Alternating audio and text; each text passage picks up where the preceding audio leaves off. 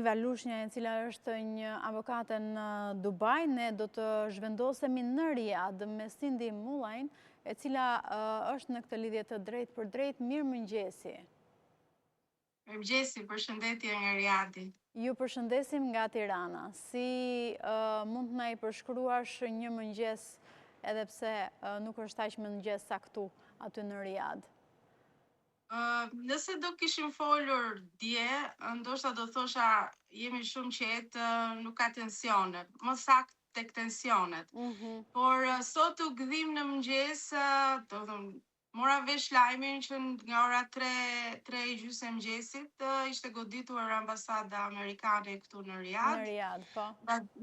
Nga dy dronë. Por më saktë nuk ka patur shumë shpërthime. Ka qenë një që ka qenë tek rafineria e naftës në Damam. Dhe kjo, do me thënë që ndodhi që ishte më afër nesh, sepse unë ndodhem 30 minuta, ndoshta 40 minuta larg bllokut të ambasadave, por që vetë personalisht nuk është se dëgjova gjë. Thjesht në komunikim me një grup shqiptarësh që jemi këtu, u mor vesh që disa e kishin dëgjuar shpërthimin.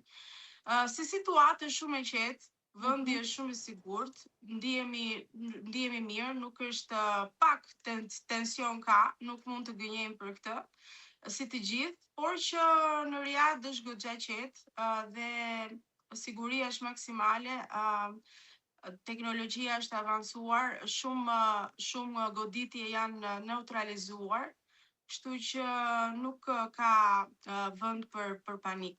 Dhe mua më bëhet qefi që nuk ka vend për panik dhe që situata është kështu sikurse ju e thoni, sepse ndryshe nga sa flitet në media ose nga sa ne mund ta imagjinojmë se çfarë është duke ndodhur realisht në Riyadh. Sa vite po bën aty, Cindy? Unë kam 9 vite, por jam shkëputur 2 vite e gjysmë, se isha në Shqipëri, dhe u riktheva sërish. Se merresh aty?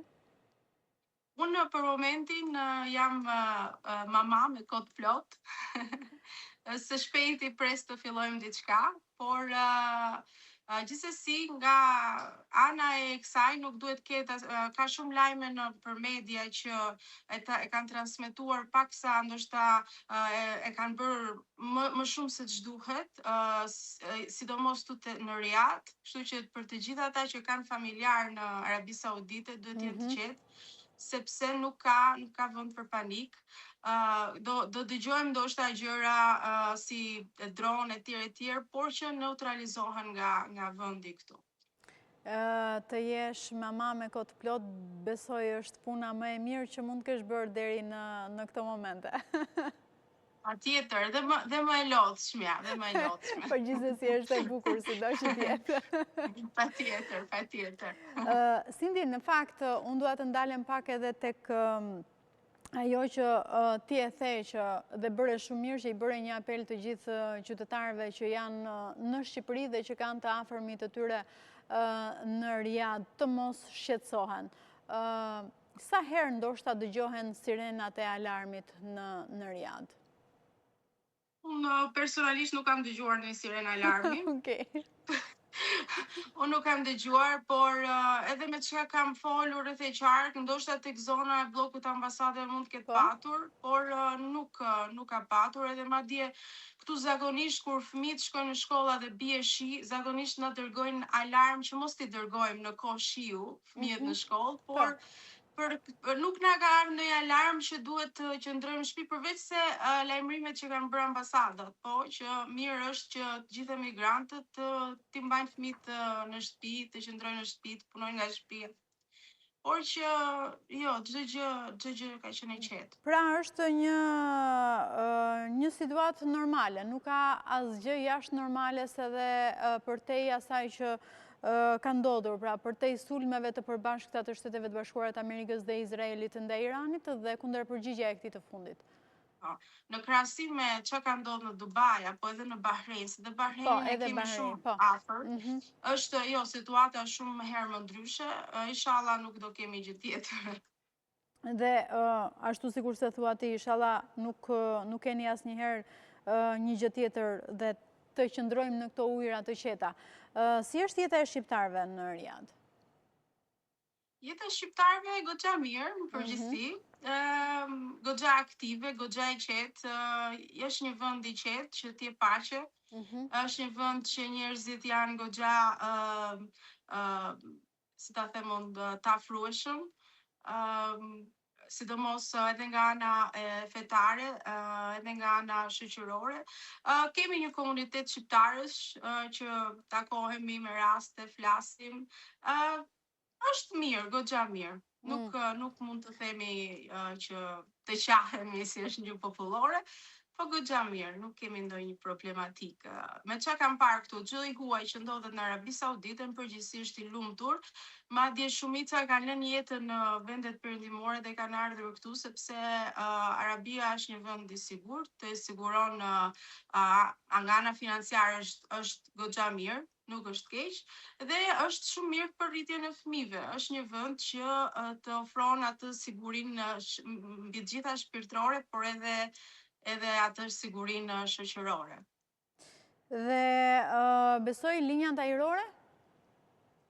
Linjat ajrore, King Khaled International Airport, që është më i madhi, është funksional, por me atë që pash sot në përlajme, kushdo që udhëton duhet verifikoj një herë fluturimet, se mund të ketë anullime, mund të ketë vonesa, por që paktën brenda për brenda Arabisë janë të hapura, për shembull nga një qytet në tjetrin.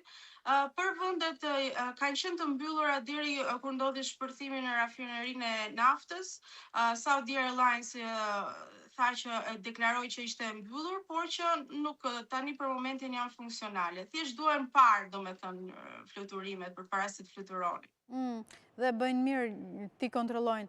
Çfarë flasin, meqense mi përmendet, çfarë flasin mediat në Arabi dhe analistët ndoshta nëpër studio televizive, çfarë fshihet ndoshta pas strategjisë për të eliminuar udhëheqësin e Iranit?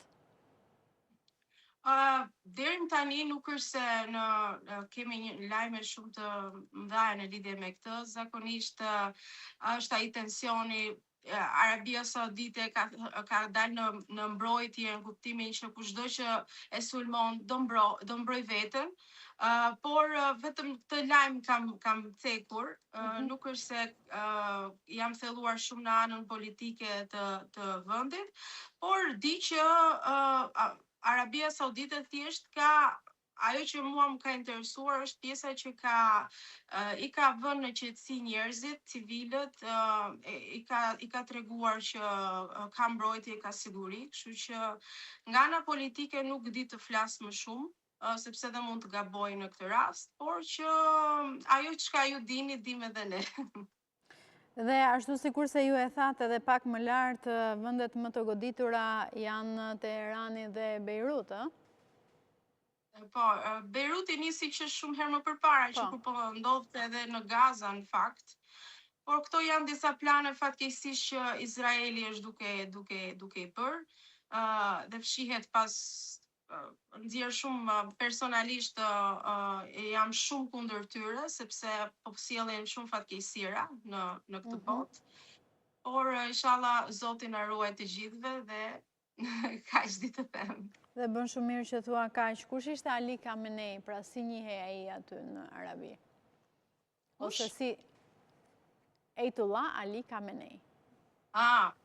Ai është i sektit Shia, kështu që po, edhe në Iran kemi sekte Shia dhe Suni, nuk është se nuk di të them se çfarë mendimi kanë lajmet tu zakonisht nuk është se para flasin për apo të bëjnë analiza tipike për liderat të tillë, por me ç'di unë personalisht nuk është se kanë një mendim të mirë, çka kam pyetur dhe me çka kam biseduar në shoqëri. Nuk është se është një mendim i mirë për të, sepse edhe ai ka pasur dorë në shumë gjëra që kanë ndodhur në Siri edhe në shumë vdekje njerëzore. Për mendimin tim, kushdo që vret një qenie njerëzore, nuk mendoj se duhet patur një mendim për të si person. Kështu që dhe a mendoni se vrasja e tij mund të falenderoj ndryshimin e regjimit në Iran? Ose të paktën si konceptohet në media, ose çfarë flitet, ose çfarë thon analistët? Pas çdo historie që ne kemi patur me çdo rënje lideri, zakonisht ka ardhur ndryshim regjimi, por besoj se ky është qëllimi i Amerikës dhe i Izraelit, kështu që besoj do ketë ndryshim, por për momentin ka thjesht trazira dhe nuk e dim se çfarë mund ndodhi nga sekundi në sekond, sepse janë ngjarje që dhe ne nuk e dinim se do goditej Dubai, Bahrein apo edhe këtu, kështu që janë ngjarje që të ndodhin papritur. Dhe një pyetje të fundit për të qartësuar, sepse po më shkruanin edhe në telefon. Të gjithë qytetarët shqiptarë që kanë udhëtuar në Arabi dhe kanë patur një bilet kthimi për në datë 5, mund të kthehen, pra janë funksionale apo duhen parë ato linjat që ju i përmendët? Aeroporti është funksional, paktën ai më kryesori, por duhen parë linjat përpara udhëtimit. Por unë mendoj se udhëtohet, sepse për sa kohë aeroporti është funksional, mund të ketë 1, 2, 3 linja o tranzite që mund të ndryshojnë, por që jo. Mirë është të rishikojnë fluturimet. Të shikojnë aplikacionin dhe të shohin herë pas here të updatohen. Unë të falenderoj shumë. Faleminderit dhe juve. Të uroj veç të mirat. Gjithashtu.